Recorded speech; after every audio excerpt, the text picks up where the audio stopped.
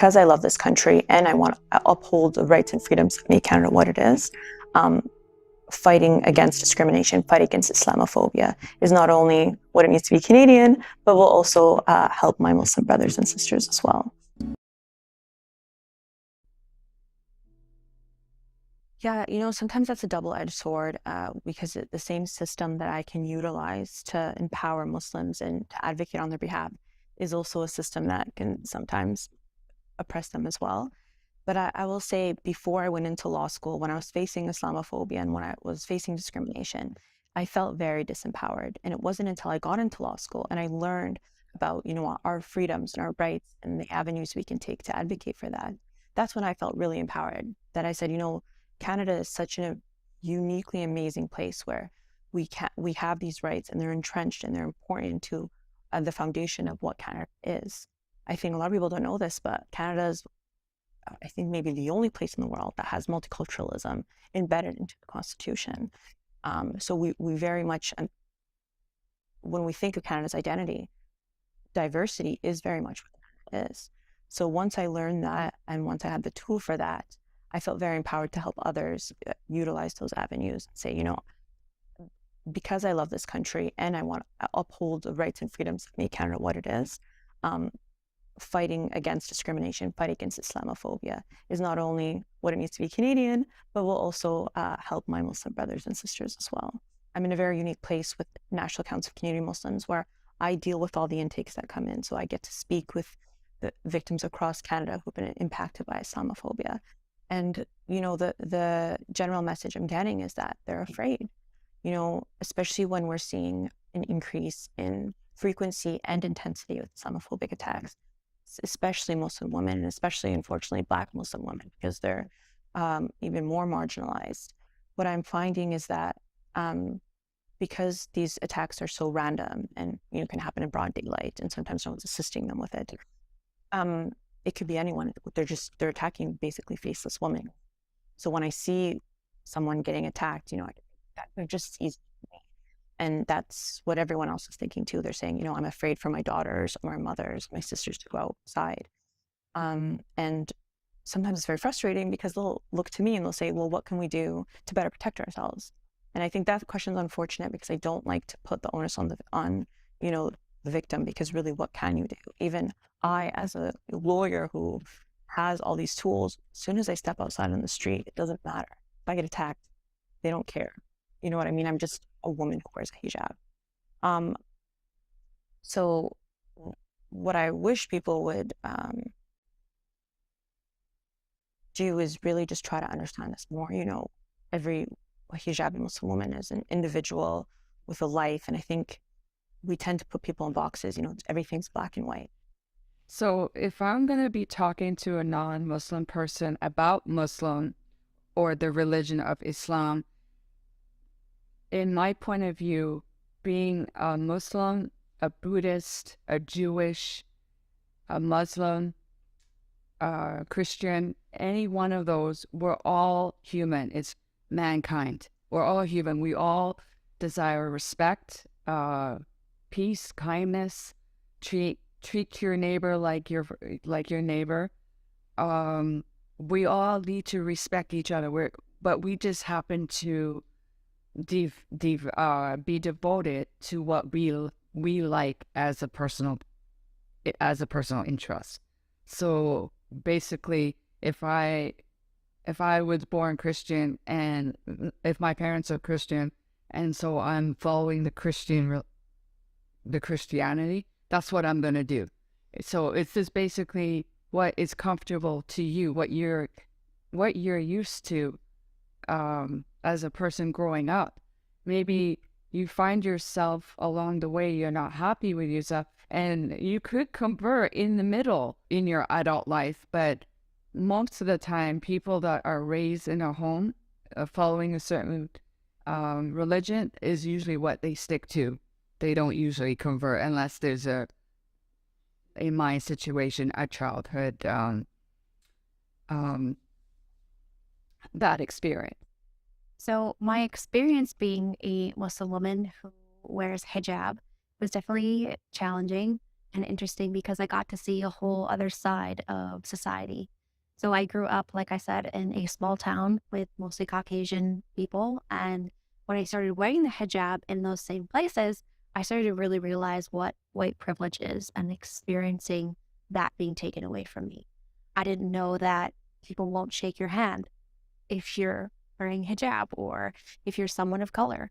I'd never had that experience before. So for me, it was really interesting to feel that and to know that I was very fortunate without even having to work for the things that I had in life. So there's a sense of entitlement, and I really had to learn how to humble myself and to be grateful for the things that I had, and then to also understand other people's stories and how they're different from mine. And so when I started to learn about the things that were happening with people of color, Muslim women in Edmonton wear the headscarf, it was really important to me that the community stepped up and they did that Safe Walk program and launched that because a lot of women were feeling unsafe. And so another thing that I love about Edmonton is the community and how we support each other. So for me, that experience was challenging. And I think for my family, wearing the headscarf, it was something that was foreign to them, that was othered. And so there was this interesting dynamic that was happening not only with my identity and who I was, but there was also this understanding of we're really just all the same. We're really human. We may have different experiences, but it's so important that we become self-aware and we understand what's happening in society and why things work the way that they do, and how can we acknowledge that and support people with equity instead of equality. So making sure that people have, we relate it to like looking over a fence, right? You can't give somebody who's short and tall the same height of a stepping stool. You have to make sure that the stepping stool is adjusted so they have the same level of seeing over the fence. So for me, that was huge. And what I would say to Muslim women who are living in Edmonton, or Muslim women in general, is I would say stay true to who you are. If you feel like you are straying away from your identity and what God would want from you in terms of finding the love and finding the compassion and finding the mercy in who you are, that's where you're going to find him. And like I've said, the divine law is universal through all faiths. So that's what's really, really beautiful, what I would say. As a Muslim, and as a visible Muslim, um, it's it's k- it's interesting, when I often tell, like, there's a story, like when I recently, like a couple of years back when I started my job, um, I was the only visible Muslim on the floor, and it was kind of weird because I had a Muslim colleague who would, um, he was a South Asian man, and he was like unapologetically Muslim. Like he would come by and it's like, "Hey, Assalamualaikum wati." And at that time, I was very shy. I was very shy to bring my authentic self to work, right? I was like, I didn't want to show like I'm too Muslim, like I kind of usually respond to him under my breath, Walaikum salam.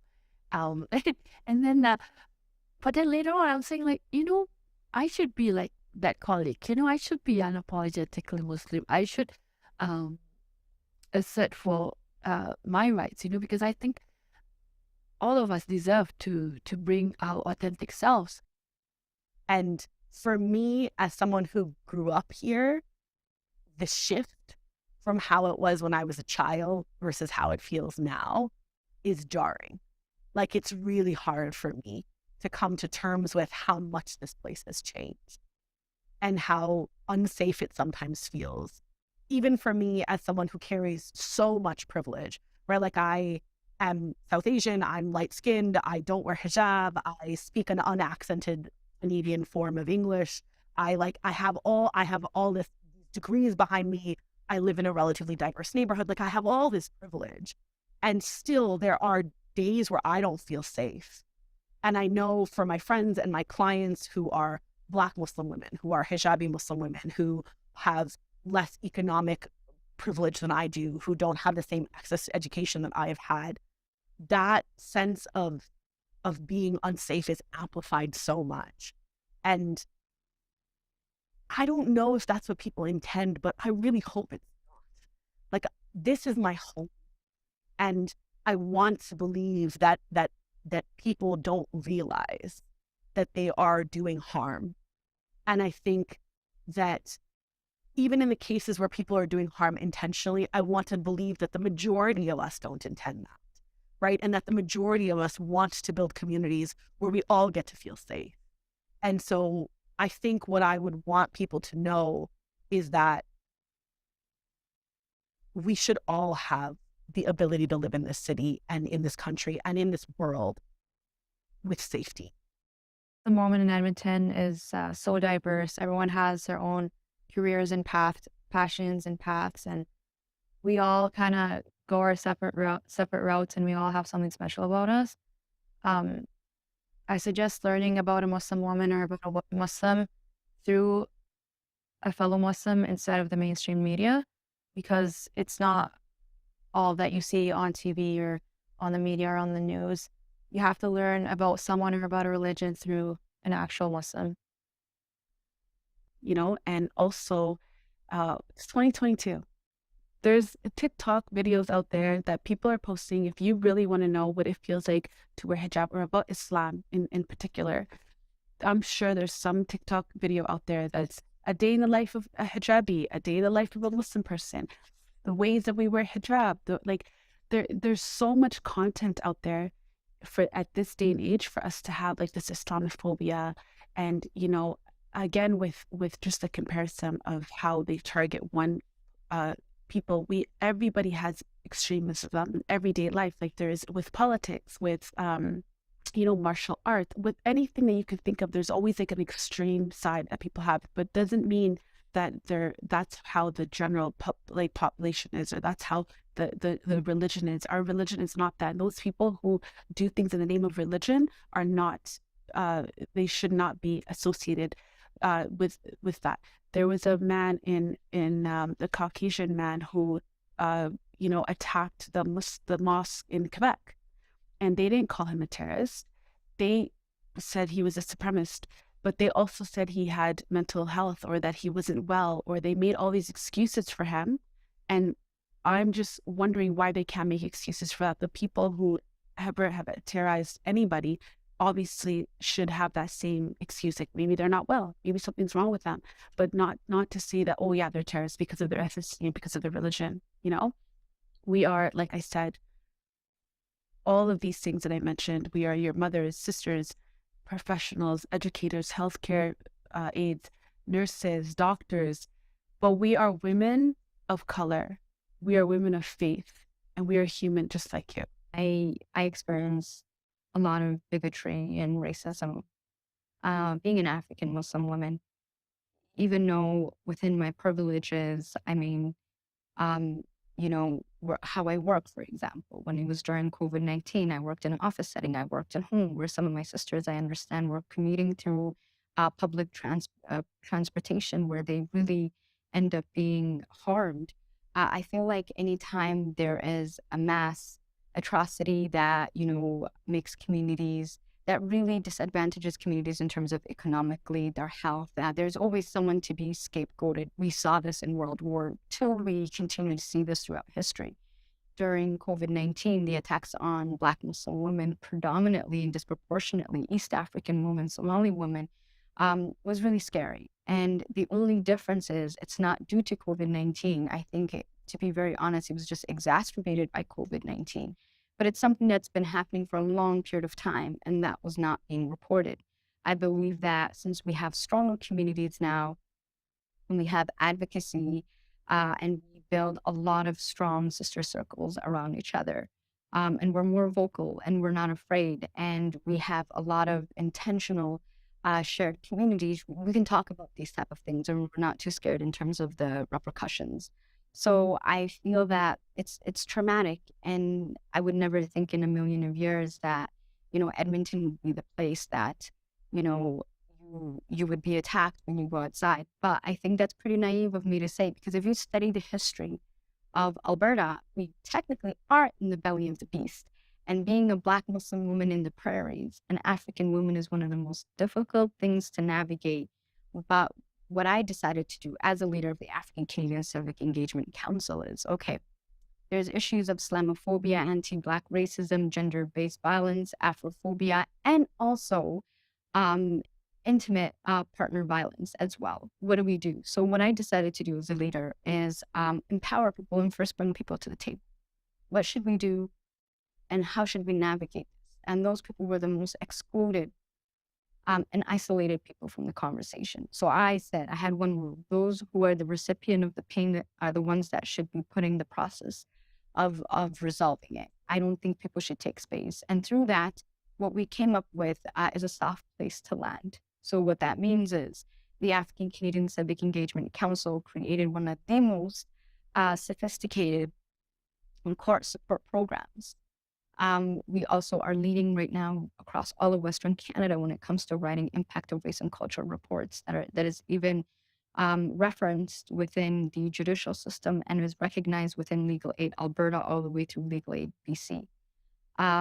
We created a safe house for our youth that are of African descent. So we don't only help, our mandate is to protect and promote anyone and everyone that are members of our community that is African descent.